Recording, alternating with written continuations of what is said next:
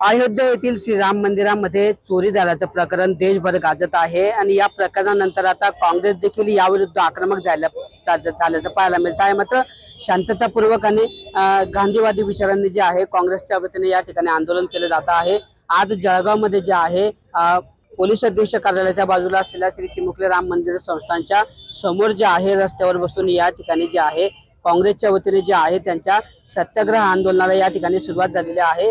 अयोध्येतील श्रीराम मंदिरात जी चोरी झाली त्या चोरीच्या विरुद्ध जे आहे आता काँग्रेस देखील या ठिकाणी रस्त्यावर उतरल्याचे या निमित्तानं पाहायला मिळत आहे। आपण जर बघितलं तर या आंदोलनामध्ये जिल्हाभरातले तिघही जिल्हाध्यक्ष असतील, पदाधिकारी असतील किंवा कार्यकर्ते असतील हे सहभागी झालेले आहेत। रघुपती राघव राजाराम सत्याग्रह असं आंदोलन याला नाव देण्यात आलेलं आहे। मात्र वेगवेगळ्या पद्धतीचं रघुपती राघव राजाराम असेल किंवा वेगवेगळे या ठिकाणी गीत म्हणून जे आहे या ठिकाणी आंदोलनात या ठिकाणी पदाधिकारी सहभागी झाल्याचं पाहायला मिळत आहे। आपण जिल्हाध्यक्षांशी बोलण्याचा प्रयत्न करणार आहोत। काय सांगणार सर, या ठिकाणी आपण आंदोलनाला सुरुवात केलेली आहे, काय नेमक्या मागण्या असणार आहे आपल्या श्रीराम मंदिर चोरीच्या संदर्भातली, कशी भूमिका असणार काँग्रेसची?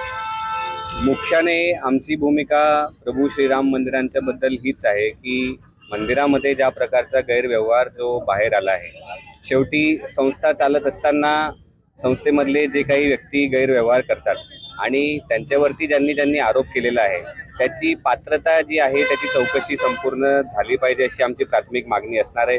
आम्हाला असं सुद्धा कळालं आहे की सरकारने किंवा यंत्रणेने काही दोषींना जेलमध्ये सुद्धा टाकलेलं आहे। पण आमची प्रामुख्याने मागणी हीच आहे की या चोरीच्या किंवा या गडबडीच्या सर्वांच्या पाठीमागे जी यंत्रणा होती, जे व्यक्ती होते, जे सगळे पराक्रम जेव्हापासून प्रभू श्रीराम मंदिरांचं तिकडे स्थापना झालेली आहे तेव्हापासून ज्या ज्या गोष्टी घडलेल्या आहेत त्या सगळ्या प्रत्येक प्रश्न जो आहे तो त्याचं उत्तर दिलं गेलं पाहिजे। प्रत्येक माहिती जी आहे ती जनतेपर्यंत पोहोचली पाहिजे आणि सरकार किंवा यंत्रणा किंवा त्यांची ट्रस्ट समिती जी आहे ती असे प्रकार पुढे होणार नाही यासाठी कशा प्रकारची पारदर्शकता त्या प्रकरणामध्ये दाखवणार आहे, त्या प्रक्रियेमध्ये दाखवणार आहे, यासाठी सुद्धा आम्ही प्रभू श्रीराम भक्तांच्या वतीने मागणी करत आहोत। असं देखील म्हटलं जात आहे की या ठिकाणी जी चोरी झालेली आहे यामध्ये भाजप पक्षाचा हात आहे, काँग्रेसच्या वतीने देखील आरोप करण्यात आलेला आहे।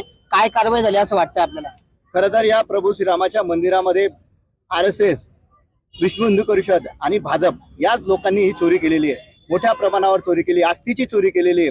ज्या आस्थेने लोकांनी ते दान त्या ठिकाणी मंदिरामध्ये केलं होतं त्याची चोरी केलेली आहे। त्याचबरोबर त्या जमिनीचाही फार मोठा घोटाळा, या श्रीराम मंदिराच्या जमिनीचाही मोठा घोटाळा यांनी केलेला आहे। आणि यामध्ये ज्या लोकांवर त्यांनी कारवाई केली, जे अटक केले ते तर आहेत, पण त्यामागे फार मोठे लोक त्यामध्ये आहेत की जे समोर आले पाहिजे, जनतेच्या समोर आले पाहिजे, कारण तो 1400 कोटीच्या वरती घोटाळा आहे आणि या सर्व लोकांना अटक झाली पाहिजे आणि सर्व जनतेसमोर आलं पाहिजे।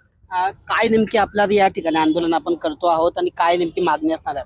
आमची प्रमुख मागणी ही आहे की RSS आणि BJP वाल्यांचं म्हणणं आहे की राम मंदिर आम्ही बांधलंय, मग हे चोऱ्या कोणी तुम्हीच केलेले आहे। तर आमचं हेच म्हणणं आहे की जे चोर आहे त्यांना शिक्षा झाली पाहिजे आणि लोकांची श्रद्धेवर तुम्ही जे डाका टाकलेला आहे ते डाक्याचा निर्णय झाला पाहिजे। तर अशा पद्धतीने लोकांची जी रामाप्रती श्रद्धा आहे त्या श्रद्धेवरच हा एक प्रकारची चोरी म्हणजे डाका असल्याचे या ठिकाणी काँग्रेसच्या वतीने आरोप करण्यात आलेले असून या संदर्भातले जे कोणी दोषी असतील त्यांच्यावर कठोर कारवाई झाली पाहिजे अशीच मागणी या आंदोलनाच्या माध्यमातून काँग्रेसच्या वतीने केली जाते आहे। किशोर पाटील, TV9 मराठी, जळगाव।